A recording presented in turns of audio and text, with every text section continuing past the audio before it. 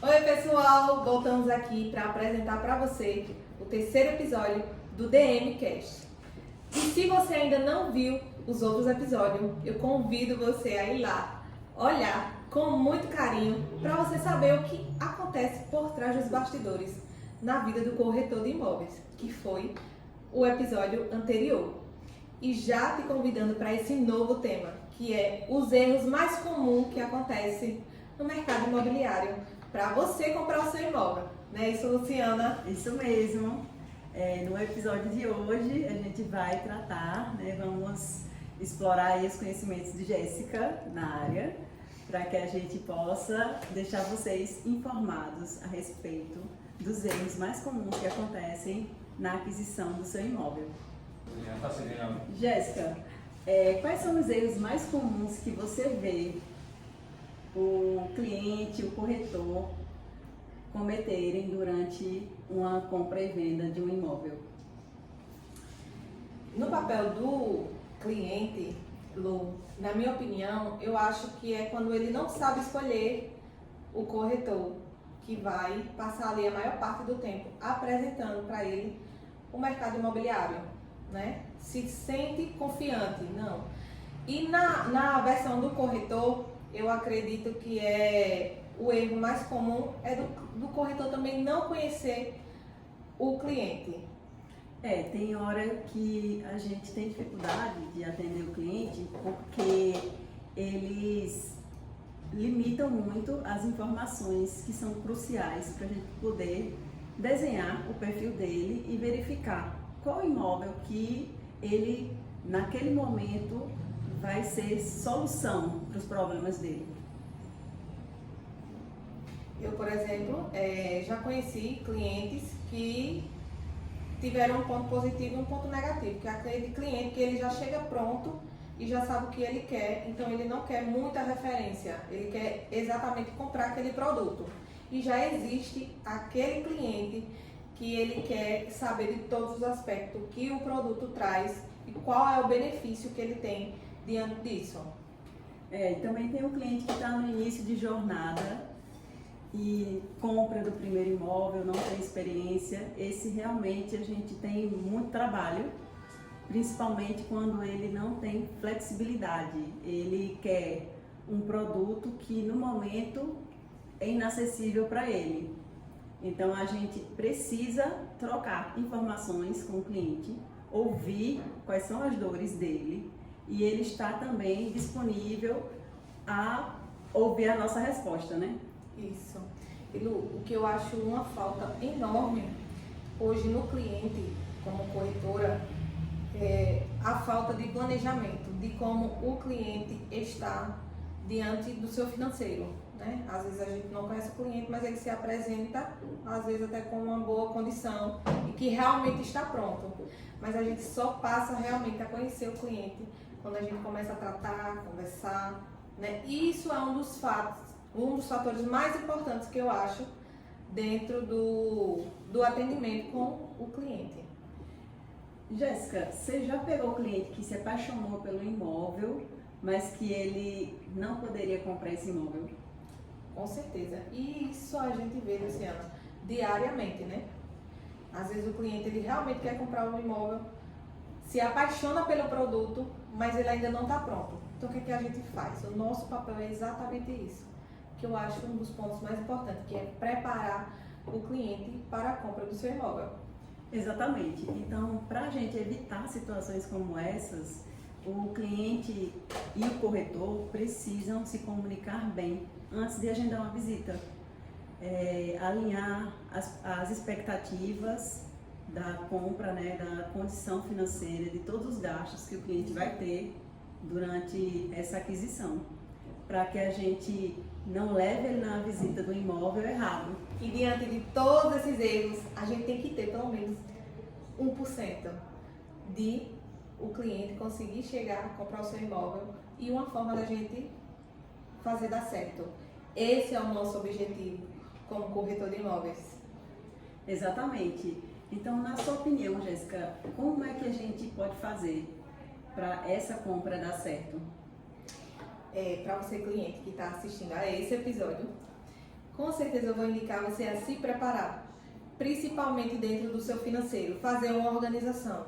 Isso é um dos pontos que eu sempre pontuo com o meu cliente. E como fazer, montar um passo a passo para fazer essa compra dar certo? Um passo a passo, a gente não tem passo a passo certo, mas a gente já pode induzir o cliente ver, às vezes ele não sabe se ele tem alguma restrição, ele verificar se ele tem alguma restrição, se organizar financeiramente, porque às vezes o cliente acha que porque no mercado ele consegue ter um poder aquisitivo e um poder de compra alto, aquela movimentação, isso garante que ele tenha uma boa visão dentro da caixa para fazer o financiamento.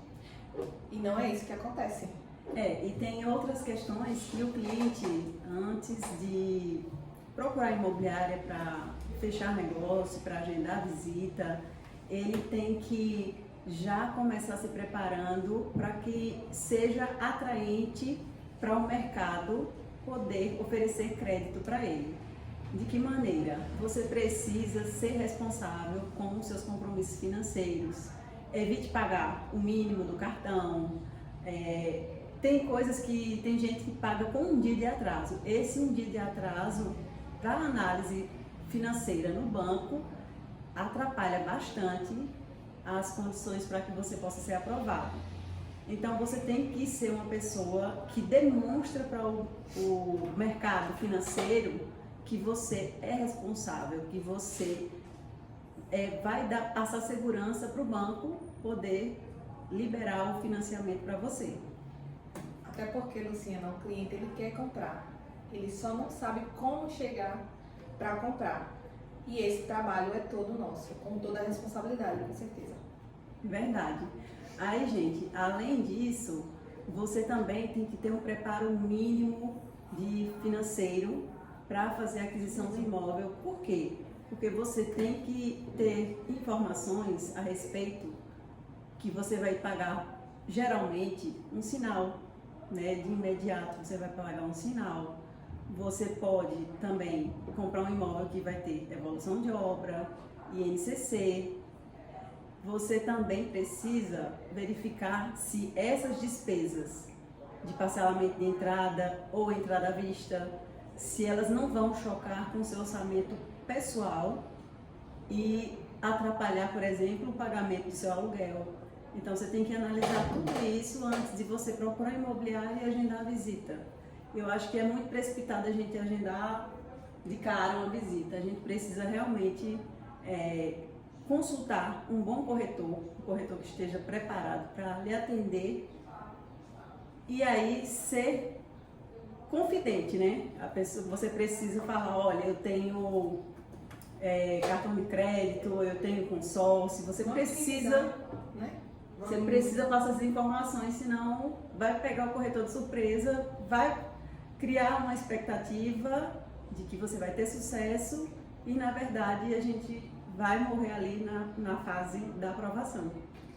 Luciana, um dos pontos que a gente mais vê, que o cliente ele também não está atento, que ele acha que ele pode comprar, ele compra absurdamente nos cartões, é uma das coisas que eu sempre explico para eles reduzirem os gastos, para eles reduzirem o comprometimento anual, né? Porque isso conta muito, isso visa muito para o banco, quando ele puxa ali o CPF do cliente, ele vê até quanto o cliente tem de saldo devedor durante aquele ano. Então isso é muito importante o cliente anotar isso aí, né, Lu? Verdade. Então é por aí, gente. A gente precisa realmente ter um comportamento financeiro saudável. Não tem como o banco enxergar que você é um bom pagador se você não tem movimentação, mas também não tem como ele enxergar que você é um bom pagador se você tem uma movimentação que está sempre no vermelho. Se sempre fecha o mês com a conta zerada ou negativa, entendeu? A sua movimentação bancária vai fazer toda a diferença na hora de uma aprovação. O corretor, ele estando preparado para te atender bem, ele vai te passar um passo a passo de como você pode já ir se planejando e no momento certo você ter o seu fechamento, ter sua compra. Então você pode procurar alguém da sua confiança, no caso aqui nós, Assim mesmo. e vamos te passar informações seguras, né, sinceras, que vai otimizar esse processo.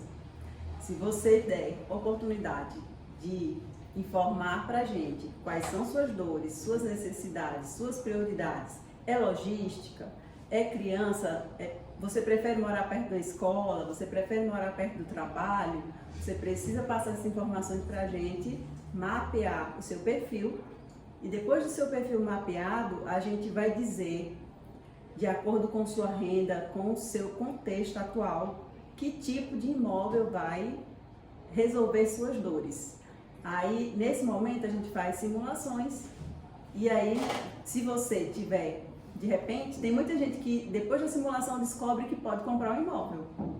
Aí, a gente fazendo sua simulação, traçando seu perfil financeiramente, passando para você cada despesa que você vai ter nesse processo até o pós-chave, aí você vai estar mais condicionado a selecionar o imóvel que mais se adequa para a sua necessidade e ter sucesso na compra do seu imóvel. E sem falar, Luciana, que aqui na DM Imóveis a gente tem os melhores corretores prontos para atender o cliente, né? Preparados. E é isso aí, pessoal. Eu já convido vocês a participarem do próximo episódio do DMCast. Até mais! Até mais, gente!